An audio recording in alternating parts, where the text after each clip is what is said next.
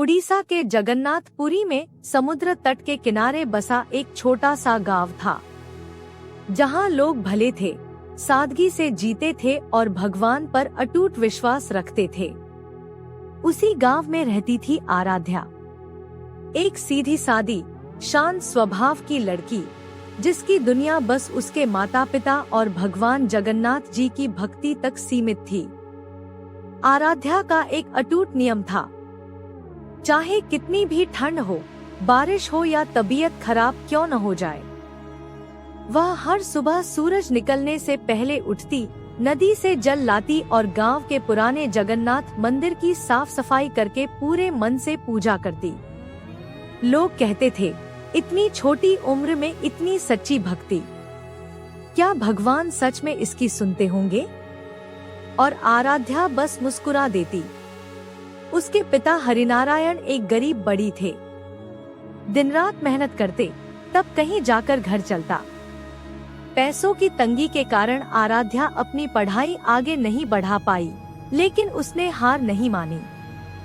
वह गांव के छोटे छोटे बच्चों को पढ़ाने लगी।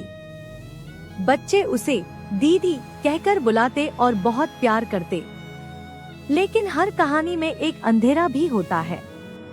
गांव के जमींदार रणवीर सिंह का बेटा विक्रम घमंडी, जिद्दी और बिगड़ा हुआ।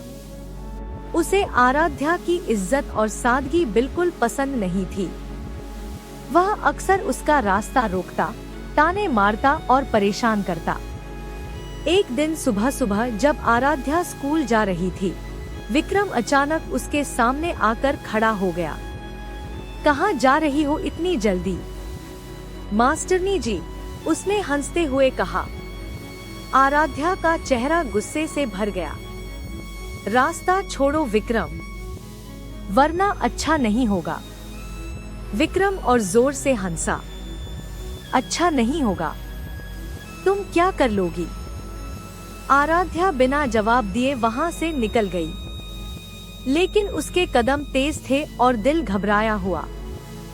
शाम को उसने सब कुछ अपने पिता को बताया। हरिनारायण का दिल कांप उठा। तू चिंता मत कर बेटी, मैं बात करता हूँ उसके बाप से, उन्होंने कहा।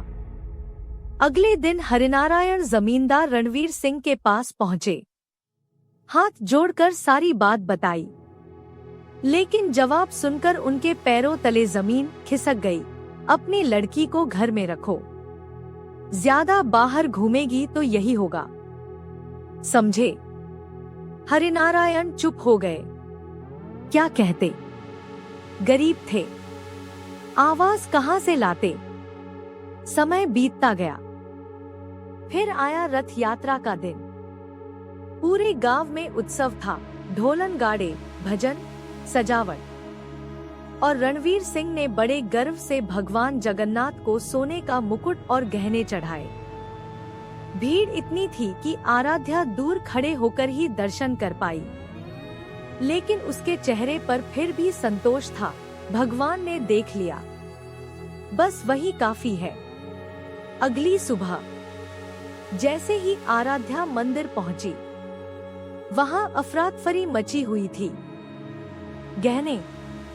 गहने चोरी हो गए, पंडित जी चिल्ला रहे थे। कुछ ही देर में पूरा गांव इकट्ठा हो गया। रणवीर सिंह का गुस्सा 7वें आसमान पर था। किसकी हिम्मत हुई मेरे चढ़ाए गहने चोरी करने की?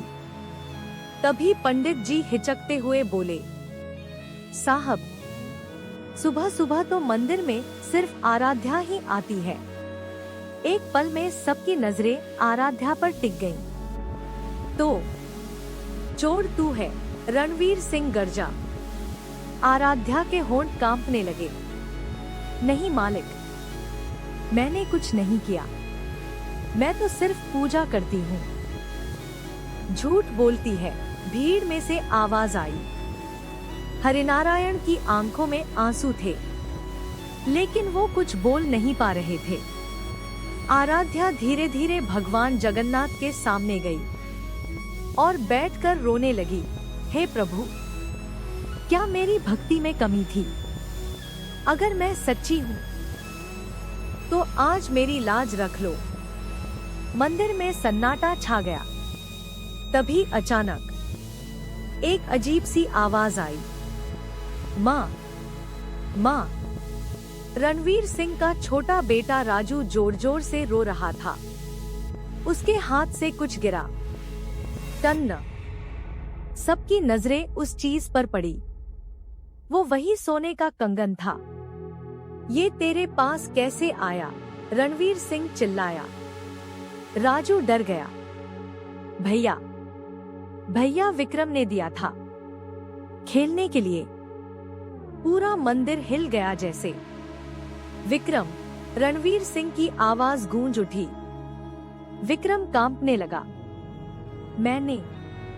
मैंने ही चोरी की थी, आराध्या से बदला लेने के लिए। भीड़ में खुसर-पुसर शुरू हो गई।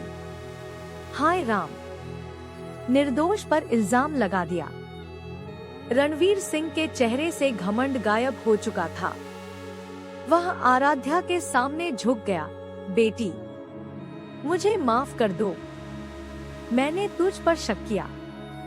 आराध्या ने आंसू पोंछे। गलती इंसान से होती है मालिक, लेकिन भगवान सब देखते हैं। और तभी एक चमत्कार हुआ। राजू, जो बचपन से ठीक से चल भी नहीं पाता था, धीरे धीरे खड़ा हुआ। एक कदम, फिर दूसरा। पिताजी, मैं चल रहा हूँ, सच में चल रहा हूँ। रणवीर सिंह रो पड़ा।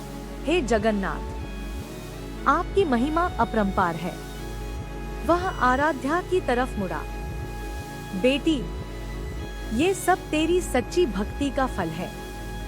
अगर तू माने तो मैं तुझे अपने घर की बहू बनाना चाहता हूँ। हरिनारायण की आंखों से आंसू बहने लगे। भगवान, ये दिन भी दिखाया। कुछ दिन बाद विक्रम को उसकी गलती की सजा मिली।